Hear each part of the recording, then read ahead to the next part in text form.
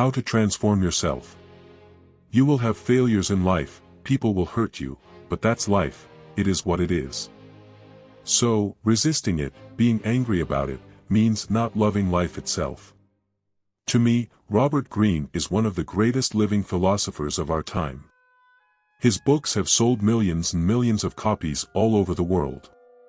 His works have changed the lives of athletes, musicians, world leaders, and have directly changed my own life.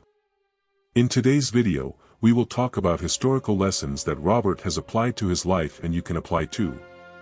Welcome to Modern Historical, a channel about historical philosophy and personal development.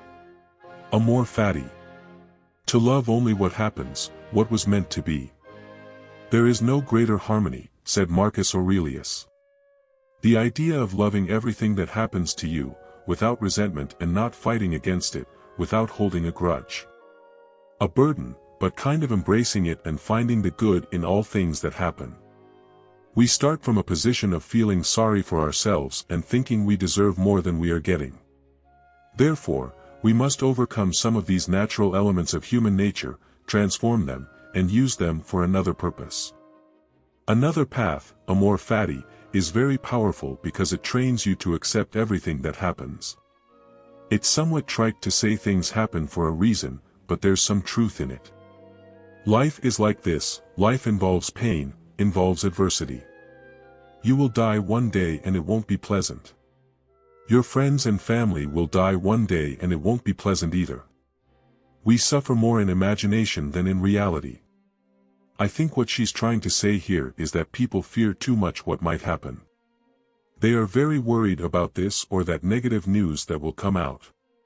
Look, indeed, some of these things will happen, and it will be very negative, or maybe not so much. But you are borrowing suffering in advance. You are torturing yourself and feeling terrible about it even before it happens. Robert Greene said that whenever he is meditating, he thinks that there is a world out there that has absolutely nothing to do with him, that is completely different.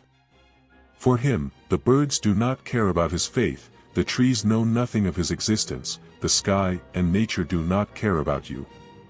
That is reality. That is the world. But our thought tends to create this idea that we are the most important thing in the universe, everything that happens, will happen to me, and it will be bad, etc. So, you need to be able to see the thought that so often traps you through anxiety. Thoughts that arise and say, I need to make that phone call, I forgot to send that email, or darn, that interview is coming up, but I don't want to do it. Many of these thoughts are actually anxieties that you are anticipating. What you think might happen.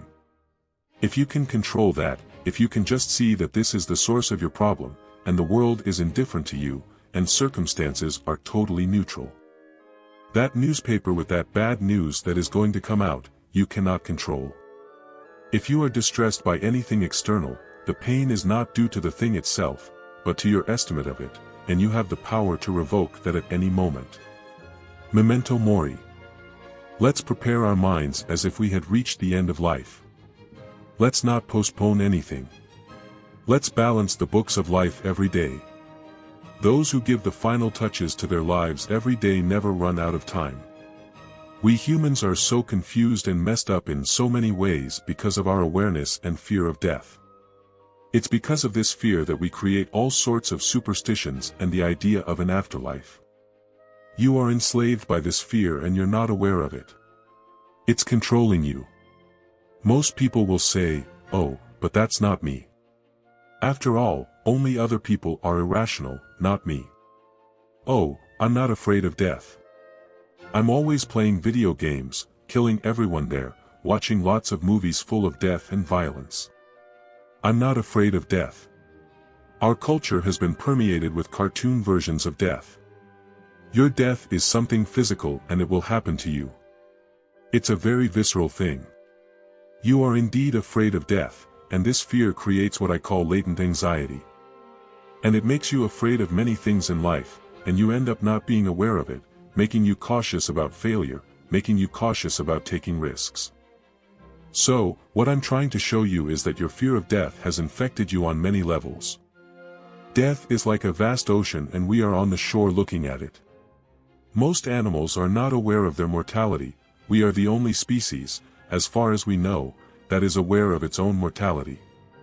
And here you are, facing this vast ocean, not knowing what death is like or how it will be.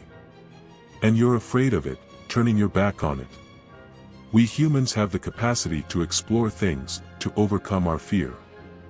So, instead of turning your back, enter this vast ocean and explore. There are ways to explore your own thoughts about mortality. This can free you and inspire you in various ways. Anticipate everything. What is completely unexpected is more overwhelming in its effects, and the unexpected increases the weight of a disaster. This is a reason to ensure that nothing catches us by surprise. We must project our thoughts ahead at all times and keep in mind all possible eventualities, instead of just the casual events.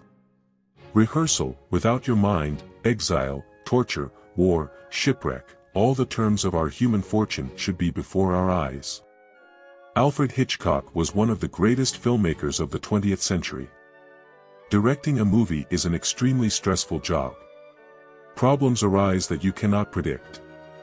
All this pressure, all this money, huge egos, and various actors, producers, etc., is a constant adrenaline rush, and you end up not being able to control your emotions. The main task of life is simply the following: to identify and separate matters, so that I can clearly tell myself which aspects are external and not under my control, and which have to do with the choices I make. Then, I look for good and evil not in uncontrollable externals, but within me, for the choices that are mine. Then, people looked at Hitchcock on the film set, and he was sleeping in the director's chair. He looked like a Buddha, his eyes were closed. Why? Because he was prepared for everything. He anticipated everything that would happen, so when the film arrived, he was completely untroubled because he knew he could control all aspects of the production. Actions speak louder than words. Never look at people for what they say or for their appearances. Look at their actions and the patterns of their behavior. For example, Harry's was someone who had a very weak character. He was a terrible businessman, and people were attracted to the image of an independent aviator, a Hollywood celebrity, etc. But if you looked at his behavior patterns, you would see that he was really very toxic. So, stop looking at what people say about themselves and look at their actions.